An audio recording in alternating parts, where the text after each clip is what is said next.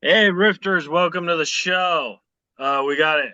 We got a great show here. Alan Lee will be here today. He's getting his coffee.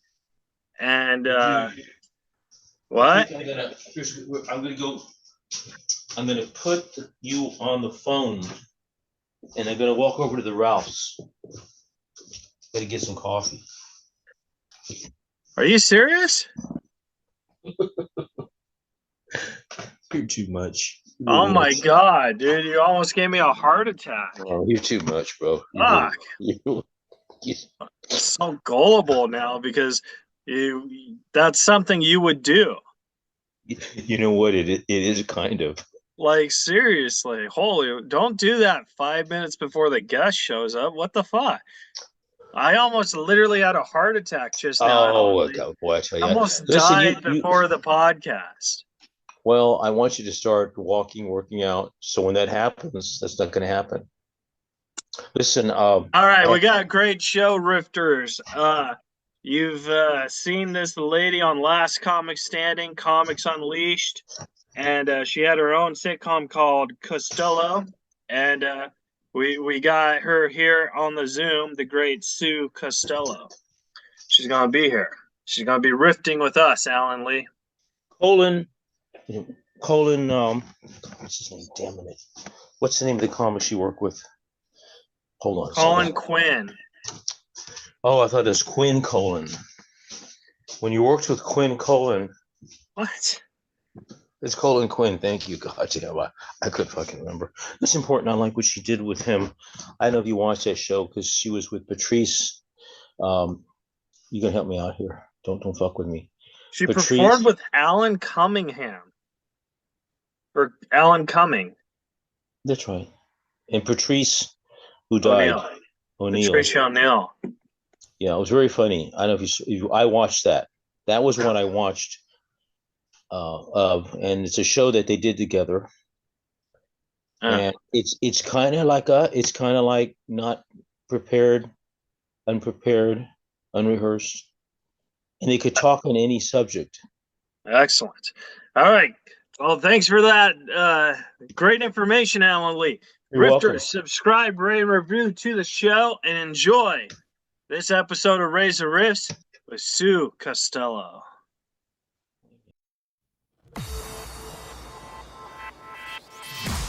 You're listening to Reza Riffs with Keith Reza and Alan Lee, right here on LA Talk Radio. Excellent. We're letting the great Sue Costello in the Zoom. And it's going to be fun, Alan Lee. Hey, Sue. Hi. How are you? I'm good. How are you? Doing well. Sue, this is Alan Lee, the trusty sidekick. Trusty? Hi, Alan. Hi, Sue. Glad to meet you. Nice to meet you too. Oh. Well, thank you so much for taking time to rift with us. I'm feeling a little embarrassed because I know you're a legend, but I want you to know I came upon your name because I was Googling sitcoms that just were one, and your show came up, and I fell in love with you because I thought it was so funny. That's the story of my life. That's it. Yeah. That's my career right there. We can end it right there.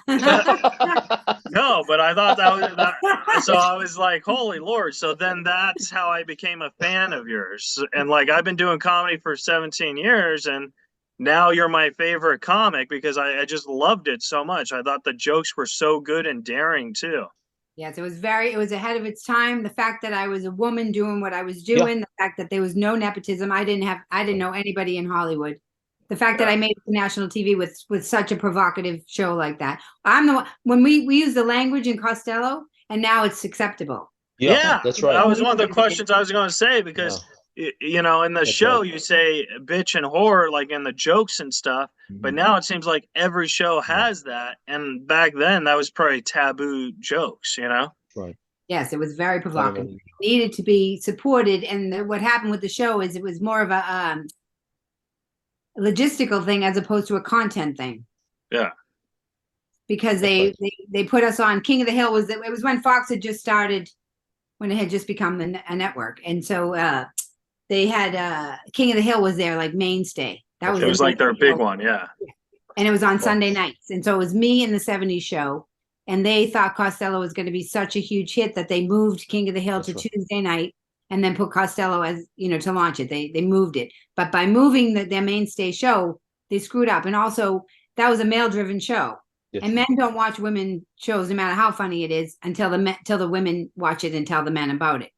Right. So it was a total scheduling problem. And instead of changing it back immediately, Peter Roth, who was the CEO of Fox at the time, or the head of programming, he didn't change it. He instead tried to force me, like I remember Jay Thomas, God rest his soul, the first time I ever told him that. They tried to force me on, it was a World Series. So back then they would preempt the shows. Now they don't do that. They would preempt the shows if the World Series were going on. And so what they did, instead of changing the problem was the King of the Hill moving. But instead they blamed it on me, which is hilarious. They blame the women all the time. And they put me in the side of the baseball game, of the World Series, just a little skinny thing of me dancing. And they were trying to promote it for the World Series, not your show, right? No, for the men, like to get people to watch it. But the guys were just like, what the fuck is this? They were causing like more aggression and antagonistic feelings from the men. They were like, get her the fuck off my screen. I'm trying to watch baseball. What is this? No, they don't know who I was. And I was just like dancing like, hey. Well, that's funny. See, I got the impression it was you dancing to encourage people to keep watching the World Series or something. No. They wanted to advertise Costello instead of just changing the show. But that's the epitome of Hollywood. It's like, instead of just saying they made a mistake and changing it, they just tried this stupid marketing tool. And then Mark McGwire hit his 60-second home run during the premiere. So all the press that led up to it, I watched it. We had all the press, and then the show was preempted, so that didn't help at all either. Yeah, and then it found out, 2 years later, he was doing steroids the whole time or something? That's a joke I do on stage, another drug addict. I know, I saw it on YouTube. But even what you just said literally about is my career, how you opened this up. Like, I'm a legend. Nobody knows who I am. They love me. Well, I meant it in so much respect. Like, I didn't mean it in disrespect at all. But you know how, like, it's kind of like when you discover people later, you're like, oh my God. Because I feel if I was around and I was a comic in those times and I had a show, I would totally cast you in a show with me, because I feel your humor and my humor is very similar. So I like that. Yes. My humor is very, I'm not mean. Yeah. No, I don't like mean humor at all. But you're Comedy Central, they literally would say, we don't know what to do with her energy. Really? Yeah. Oh my. Comedy Central, though, I feel like Comedy Central and shows like that, like, I know you're on Last Comic Standing and all, but I feel shows where it's like where comedians need to compete with each other, I feel that kind of destroys comedy in a way. You know what I mean? Last Comic Standing, I was on the year where it was all set up. They set us all up. Jay Moore set us all up. Jay Moore set you all up? Yes. How? He called us all, asked us if we would do him a favor and do the show, and then it was all a setup. And I was on that year where Brett Butler was the judge, and she flipped out because I picked other comics, and the comics that she picked didn't win. And she flipped out on stage, on live TV, and they kept it. That's funny. Whoa. So was that the year Dat Fan won, or was that the second year? That was no, it wasn't the second year. It might have been the fourth year. I think it was the fourth season. Okay, yeah. I stopped watching. I want to say John Henderson might have won. John, is that his name? Oh, John Henson, yeah. John Henson. Okay, so second season, yeah. No, I forget who won. It wasn't. But all I know is that they set it up with the winners and the losers before we even competed. We were on Entertainment Tonight 2 by 2.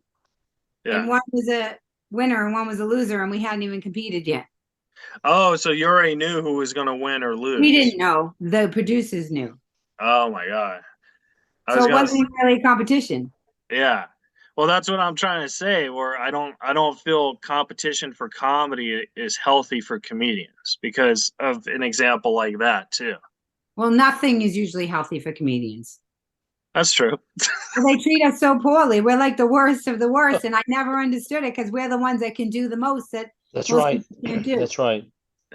And then there's also this theory that where comedians aren't good actors. Do you ever hear this one?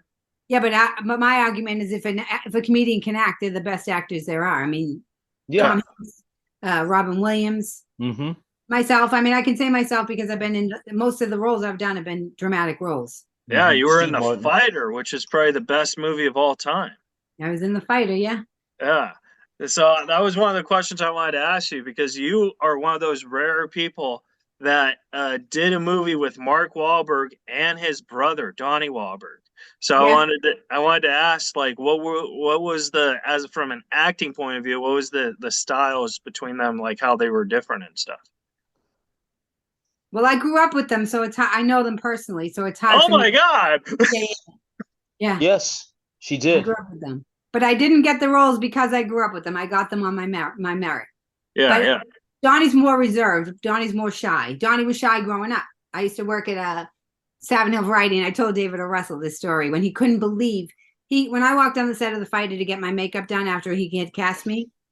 Mark yelled, "Cut!" He was doing a boxing scene. He said, "Cut, cut, cut!" And he said, "Is that Sue?" And he climbed out of the ring and he came over to give me a hug. And David O. Russell could not even register that I knew him that well, that I didn't ever mention it. Oh my God. And then Mark, he's like, I said, yeah, we grew up together. And so I worked in this place called Savin Hill Variety. It was a corner store. And Mark used to steal candy. And I barred him. I told him he could never come in again. Yeah. That didn't happen. I'm like, yes, Wow. it did. He's like, I don't even like candy. I'm like, yes, he do.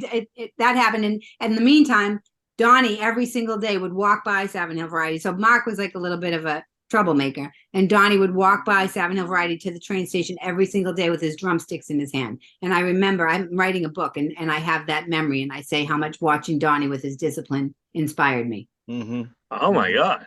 So Yeah. you're writing a book right now, or is it a book you've already written? I'm writing a book right now. Oh, Oh, so is fantastic. it a memoir? Yes, it's a memoir. Oh my God, that's cool. How long have you been writing it? Because I've tried writing a book, and after like the first page, I get over it. Oh no, you have to. Well, I have my play too. I have my one woman play that I've been doing for, I want to say 20 years. Mm-hmm. And everybody always asks me, like, how did you do it? How do you do it? How do you do it? You have to just do it. You have to Mm-hmm. start writing, and then you have to the hardest thing for me to do with the play was to put it up and then have it not be perfect. Right. That's what I think is the hardest thing for all written forms too.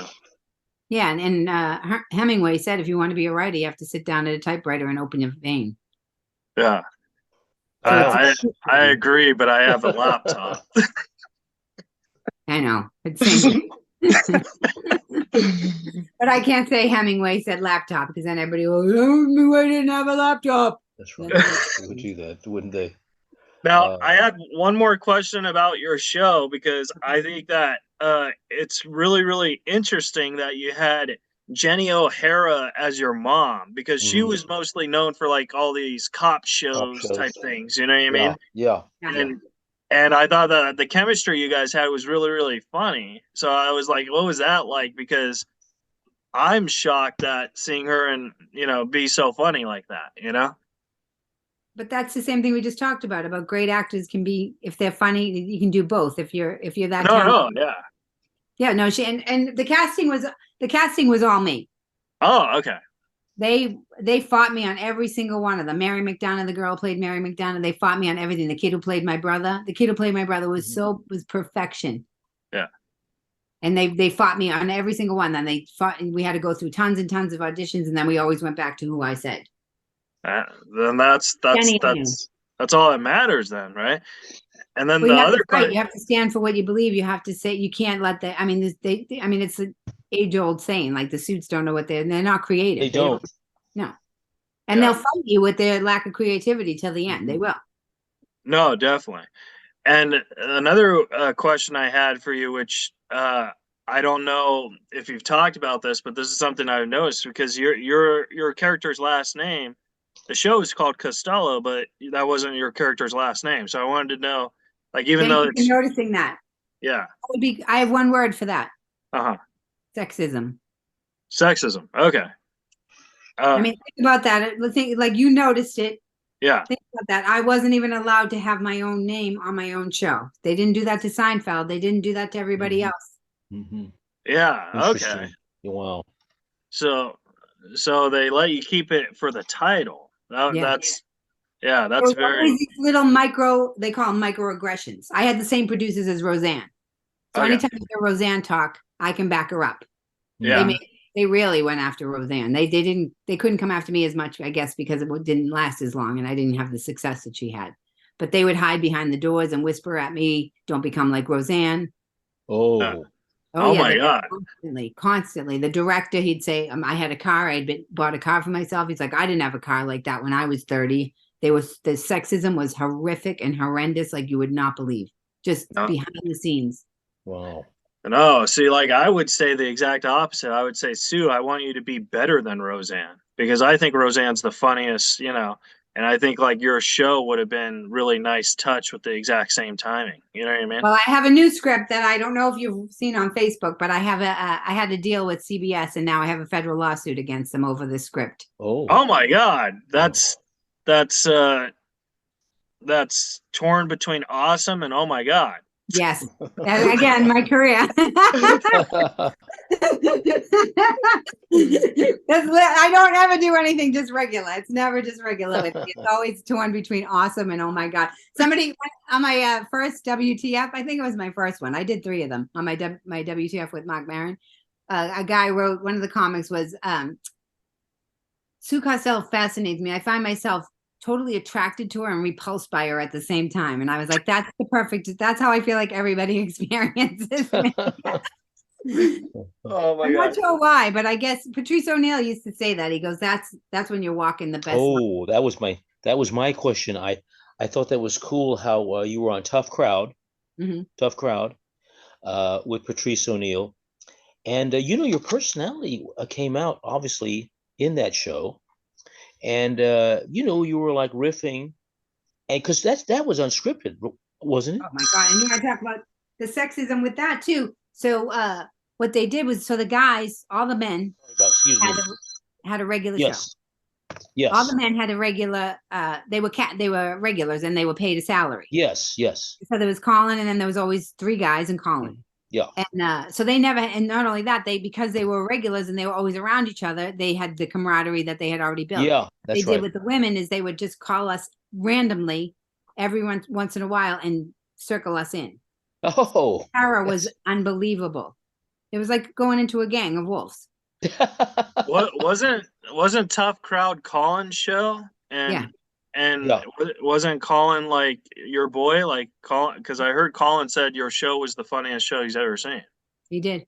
But that's every time I get interviewed, I'm like, it's not me, because sometimes I'm at home and I'm like, people are like, Sue, you're so what happens with your career? And I think it's because I'm a woman, and I think like Lawrence Fishburne said this to me one night. I went out to dinner with him, and he said, Sue, you're an alpha. Right. Because when you walk in the room, you're an alpha. Everybody knows you're an alpha. And I think there was a part of me for so long that thought that was so bad, and I should just be girly, and I should just be the sitcom girl, and I should just not be my essence. I am an alpha. There's nothing I grew up in Boston. There's nothing I can do about it. Sure. And now I think I'm finally coming into that after my whole career, because that always comes up. Like, I did so great everywhere, and how come I didn't bust through? What was it? I wasn't fully being my alpha. Right. Interesting. So I take responsibility for that too. I mean, the sexism is undeniable. Oh no, definitely, yeah. And then the second question is, explain to the folks at home who Lawrence Fishburne is. Lawrence Fishburne is Morpheus. I had Morpheus. I had dinner with Morpheus after I pitched my TV show to CBS this last time, and he helped me stay out of the Matrix. He literally was telling me how to finagle from letting them screw me over. Red pill or blue pill? Red pill. Oh man. And then you talked about because podcasting now, you've done a lot of podcasts. You did Artie Lang's and you did Mark's and stuff. I did Brewers, I did Jay Thomas. I've always been, they always give me my reverence. The men always give me my reverence, but there is a bit of like, not too big, Sue. We're the alphas. There's always been that. It's always been me and the boys. They've always given me the reverence, but it's always been like, keep me close. Don't go too far. And I have to say, I don't know if there's a lot of women who have done what I'm doing with my lawsuit. There's not. I'm doing it for the first time, so I can't blame anybody. And you can't really talk so much about the lawsuit No. because if it's on a podcast and then like a jury listens, you know Well, what I it mean? doesn't matter. I'm 100%, million% already won it. I mean, it's Yeah. ridiculous. Oh, Beautiful. excellent. That's Beautiful. I even more didn't awesome. not in That's court yet, but I'm saying there's no way they can get Fantastic. me because I waited. I That's got great. them good. They Oh, Keith's fucked with the mother is wrong an girls. attorney. What happened? They fucked with the wrong girls. What happened? That's great. They did. They thought I was a dumb fucking. It's amazing to me that they thought I was a dumb fucking idiot. yeah. This is crazy. I'm like, how? I've had my own show. I've done so much with my career, and they just still think that women are just dumb fucking idiots. Yeah. Wow. But I think Well, it's more awesome that you're winning. You know what I mean? You're gonna win. Yeah. I'm gonna win.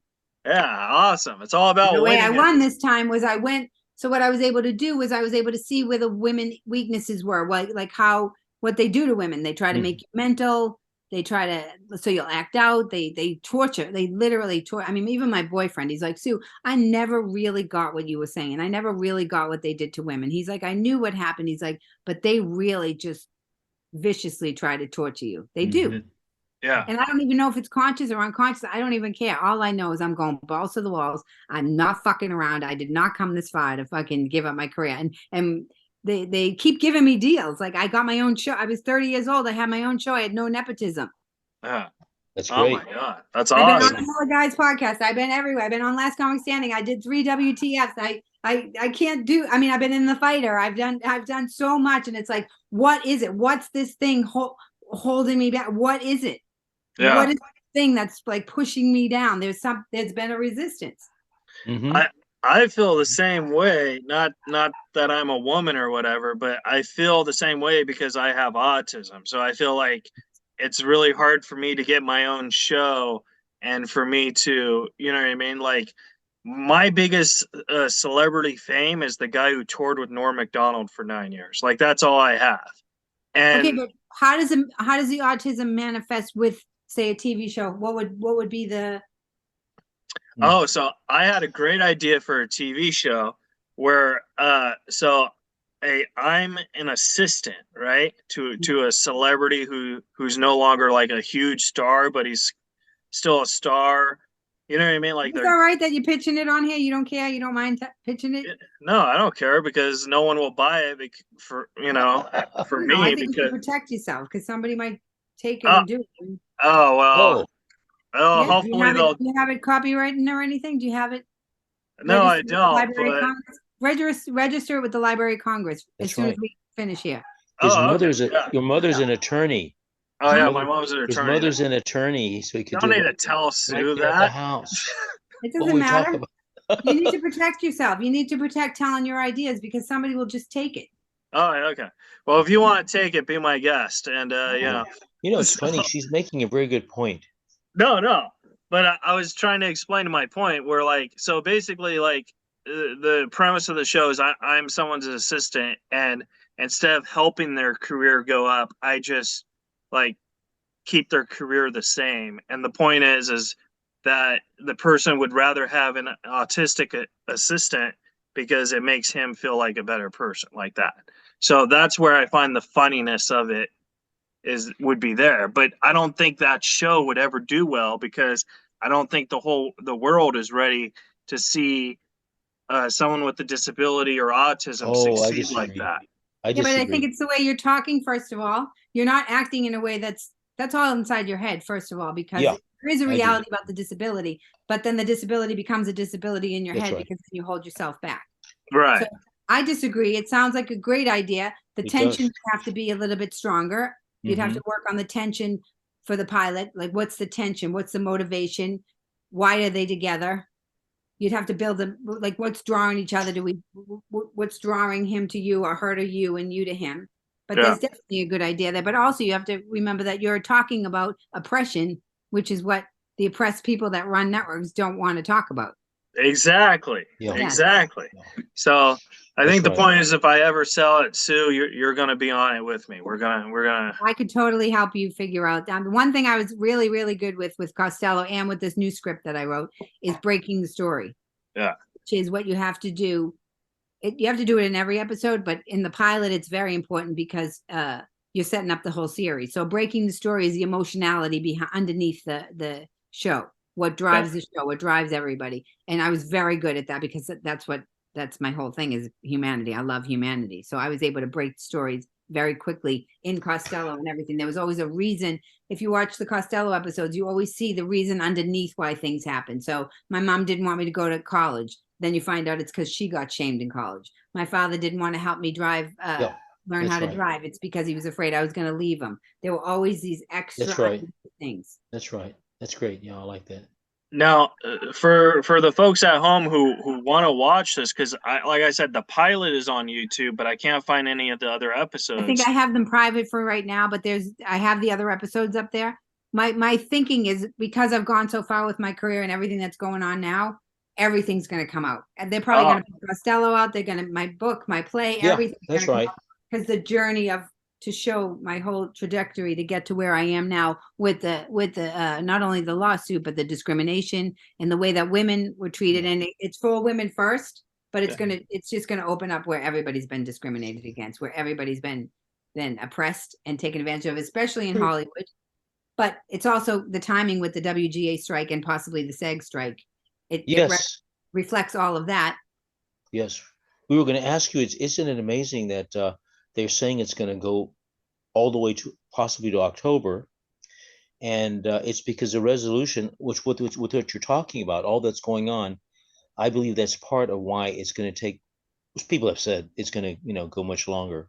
They're never going to get back what they gave away. The Writers Guild is never going to get back what they gave away already. Neither is SAG. Yes. They've already given away everything. They didn't fight. The members didn't fight. SAG and WGA. My feeling is that as opposed to paying attention, I'm pro-union. I am anti-corruption. My opinion is stop worrying about what the networks are doing, because the networks are always going to be scumbags. They've always been scumbags. Pay attention to your union and see where the discrepancies are there in the collective bargaining agreement. The way that so this is a lot of what my lawsuit is about too, where my deal that I negotiated with CBS, I went around the collective bargaining agreement because you can do that.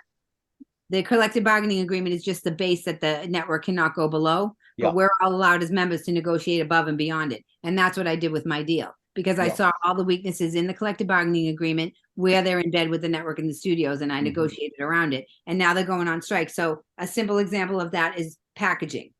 Packaging started when I had Costello. What that means, what that started as, is we have to pay 10% to our agents, 5%, 15% to a manager, 5% to an attorney.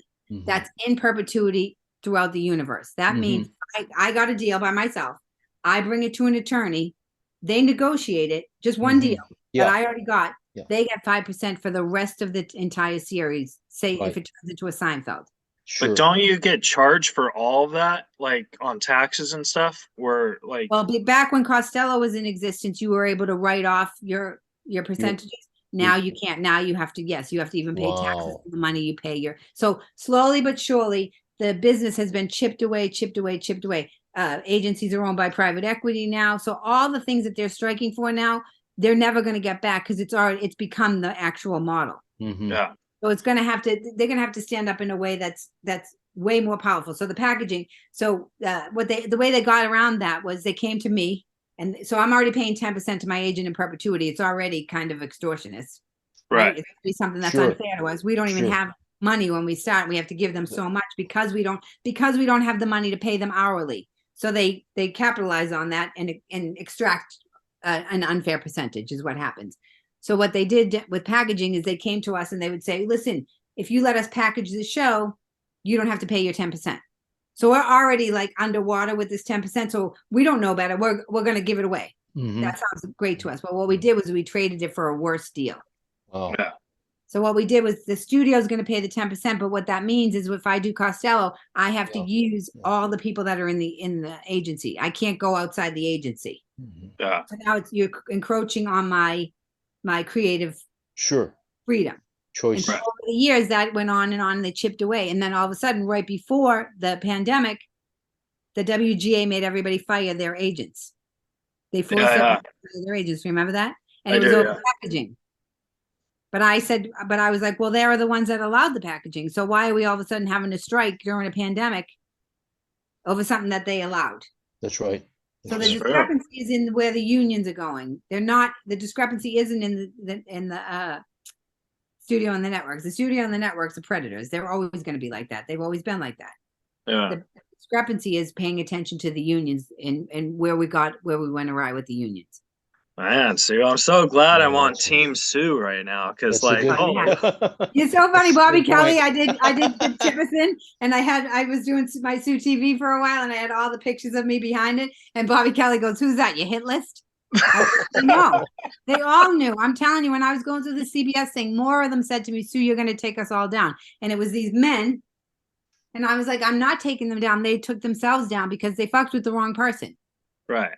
I'm not easily pushed around. I have a huge career. I have a lot of experience. I don't take money for nothing. I'm not vain in terms of like, I need to be famous. Yeah, that's true. Yeah. I'm not in comedy to be famous. I'm in comedy to make people laugh and then Right. be famous. Right. We'll be famous well, yeah, I guess the trade-off of being famous now, it's hard to have joy with that. Oh no, definitely. Yeah. The discrepancy is so big, and especially like I'll go back to the unions because the unions are supposed to be protecting us. That's why right. we pay dues. But during the pandemic, SAG raised the minimum for your health insurance. Wow. We couldn't even work, so you have to make a certain amount of money to get health insurance. And during the pandemic, they raised those minimums when people weren't working. There's been so many places where the union has just kind of skimmed over and put all the emphasis on the network and the studio, and it's like no. And whether that's on purpose or not, it doesn't matter. Yeah. It's like a monster that's taken over and hasn't been stopped, and now it's hard to go back. It's reflective of what's going on in the country. The labor issues that are going on are reflective politically in what's going on in the country with everybody. And until somebody has the balls to say "fuck you," I'm not doing this, and sustain the unbearable retaliation, nothing. So Sue, you and I need to go on tour. Like I'll be your opening act. You close, and we'll sell shirts after the show that says "fuck you," grab him by the balls for Sue. Yes. Right? Yes. Yeah. Well, Yes.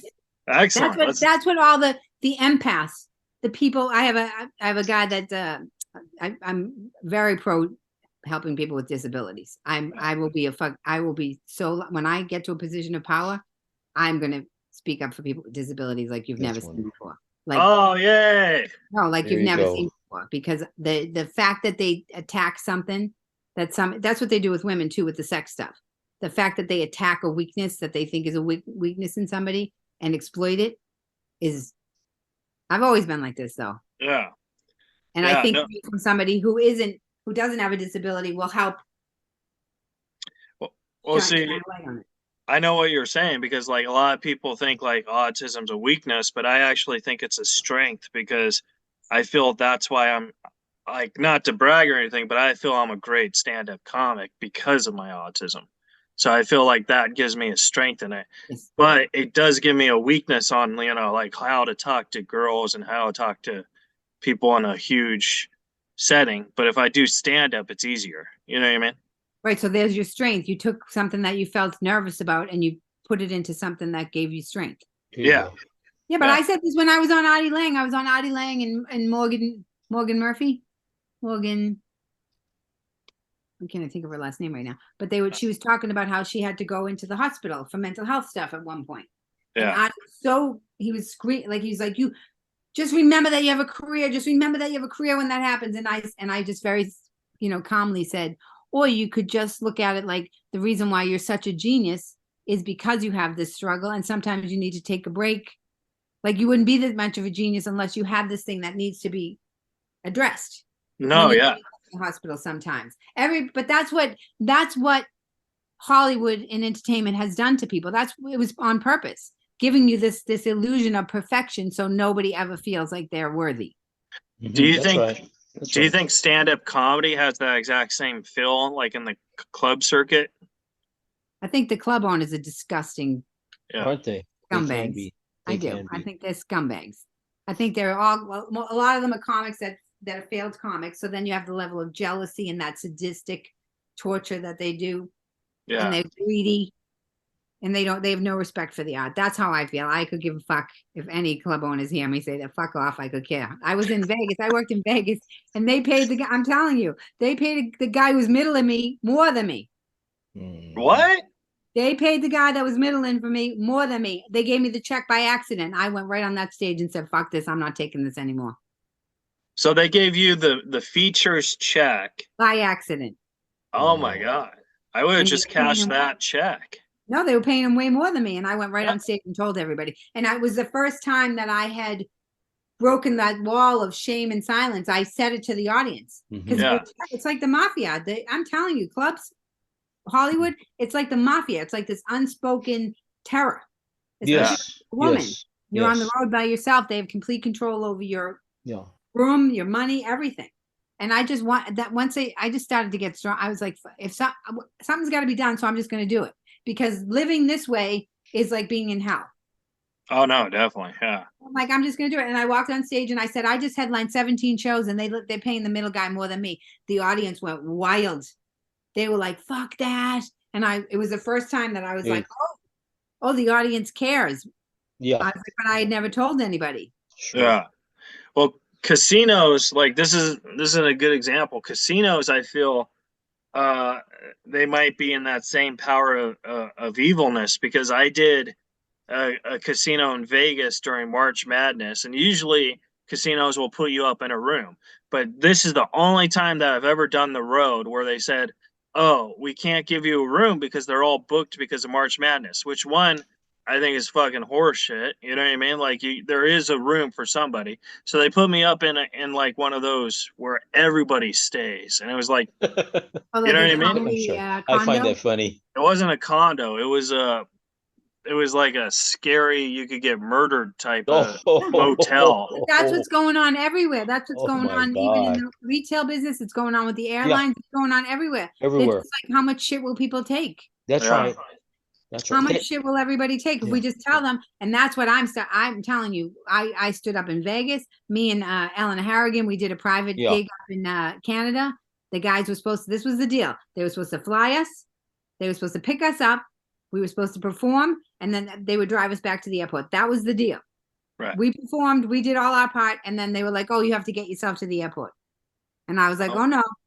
I'm like, no, we don't get ourselves to the airport. The deal was you got us there. The guy showed up with $500 cash for each of us. And Eleanor was like, Sue, how'd you do it? I said, I fucking asked. I held them to the deal. And that's what I'm doing with people. I'm holding them to the deal. I'm reading the deals. I'm saying, no, this is unacceptable. It's what the Writers Guild's going to have to do, what SAG's going to have to do. That's right. Picketing is one thing. Trust me, I grew up in Boston. I know all about labor and picketing in the unions.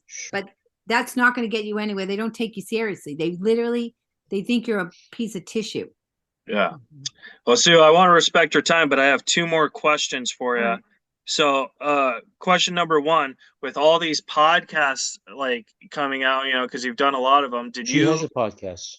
Well, yeah. Yes, but TV, I'm going to launch it again. It's going to be more I was doing it during the pandemic on my floor, but I was talking about a lot of the stuff, this labor stuff. I was talking about what goes on in entertainment.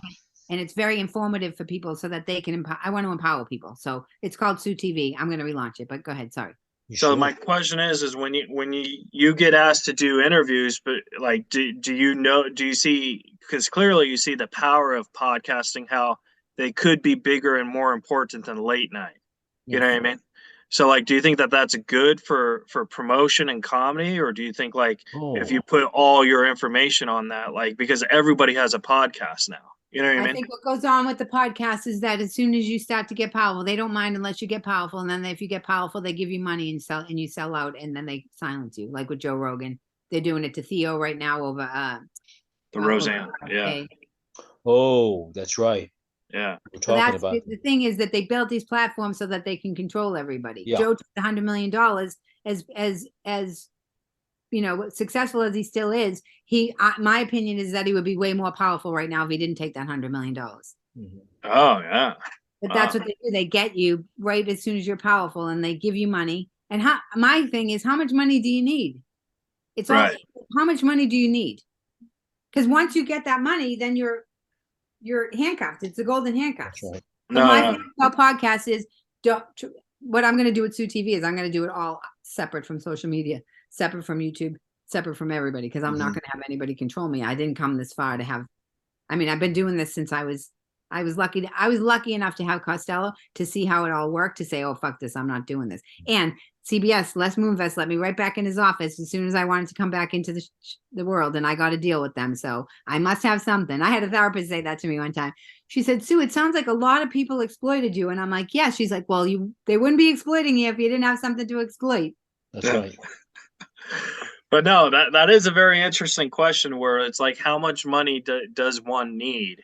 And I looked at myself where, like, I just want enough money to take care of my family and my children and my children's children, and after that, I don't really care. Well, then you should figure out how much money that is, and then only get that money. But people don't even figure out their money; they don't even pay attention. Yeah, I don't. I'm serious. You should figure out what is that money and how much do you need, Yeah. and then the power comes from that. Mhm. But everybody just kind of like, they love that we're all just so desperate and we don't pay any That's attention, right. and That's that we'll right. take anything. And the first offer they give you, everybody will take. And then with the comedy world, they know they'll get somebody to do it for cheaper. Oh yeah. And then my last question for you, Sue, is if you could go back into a time machine and talk to a younger version of yourself, what advice would you give yourself that you know now? I had a dream last night about this. It must have been in preparation of this. Oh, I would okay. tell my younger self to tell everybody right to their face so hard, fuck you, don't talk to me like that. I'm the fucking best. Get out of my face. Fuck you. Thank you. I'm telling you, I had a dream Thank about you. a manager. They always cut you down. Normally I would never act like that. I would never Right. be. My natural state is happy and go lucky, but there's something about this self-defense that I'm learning now. Like I said, with the networks, and like, you have to fight. This is no joke. Like, you have to fight fire with fire. I had a dream last night that a manager was like, well, Sue, people say that you're cool or something. And I was like, listen, shut the fuck up. I am cool, and go do your fucking job. Like, I wouldn't have done that early on. I would have been like, oh my God, that sounds like, but that's what they need. Right. Sure. Like, fuck you. Fucking don't talk. Yeah, I'm the money. Fuck you. Get out of my face. And I would say it. I don't care anybody. I could care less if 1,000 men stood in front of me and said, Sue, you can't. I'd be like, I'd literally give them the finger. Like, fuck off. I already tried it. I tried being the good girl. I tried doing all the, I'm the good girl, and fuck you. I'm so glad you said that answer and you didn't say, don't do Keith Reza's podcast. No, it would be just trust myself and tell everybody to fuck off and get out of my way. Whoever. I mean, people always say that to me. They're like, Sue, you drive when you were younger. It was so intimidating. I'm like, they've seen nothing yet compared to this drive. Now, because I did all the good girl things and I did what you're supposed to do, and they were still screwing me and paying me less. Now it's like, I'm like, I got nothing to lose now. There you I'm go. Balls to the walls. Like, everybody Gloves are off. Fuck out of my way and put the word on the street. Well, Sue, knuckles are on. Sue, where can the folks at home follow and support you at? My Facebook is Sue Costello. That's where all the Sue TVs are. There's like 200 and something episodes of the Sue TV. If you start watching them, you'll see how I started talking about, I predicted everything that was going on during the pandemic. I had a journalist come to me and he's like, Sue, I don't understand. He's like, these Ivy League educated people are doing pressure tests to find out what's going to go on with society, and you're sitting on your bedroom floor just predicting it all. I'm like, yeah, because it's the sexism and the elitism, because classism, right? So they can't understand that I might be that smart. So you can see the Sue TV on Facebook. My website is SueCostello.com. SueTV.com is going to launch very soon. Twitter is at Sue Costello, and my Instagram is at I am Sue Costello. All right. Well, Sue, thank you so much for taking time to talk with us. It was an honor and a blast. And you're my new favorite comic, so thank you. It's funny. TJ Miller said that to me in LA. He's like, Sue, I used to watch you on stage in the comic strip and just be in awe how much you killed. And so I would always because I'm a woman and I fucking kill. Yeah. And I could not believe that they hated me. I couldn't. I was like, doubt. Huh? No doubt. You killed. But I was like, I can't. I'm like, you'd think a club owner would want me to be fun. Like, I would be like, they can't. People would be like, Sue, they're jealous. They hate you. I'm like, they can't. I'm like, oh yeah. Yeah. I'm telling you. I'm like pure fire now. I actually tour with TJ right now. So like, you do? Ask him if that's true. He'll tell you. Yeah. He's the nicest guy. So, well, Sue, thank you so much. It was a real honor. And, when you're in Los Angeles, hit me up. I would love to take you out to lunch and we'll get a chicken or something. I will. And do me a favor. Will you register your idea at the Library of Congress for me? Yes. Oh, yeah, definitely. That's and then so we'll go nice. in it together. Yeah. It's so important what she's saying there. Thank you, Sue Costello. Thank I got you. a lot out of this. I Thank you. didn't. All right, I'll see you when I come to LA. All right, cool. Thank Thanks, you. guys. Thank Thank you. All right, guys. That was the episode. Subscribe, rate, review. Tell a friend, and we'll see you guys next week. You're listening to Reza Riffs with Keith Reza and Alan Lee, right here on LA Talk Radio.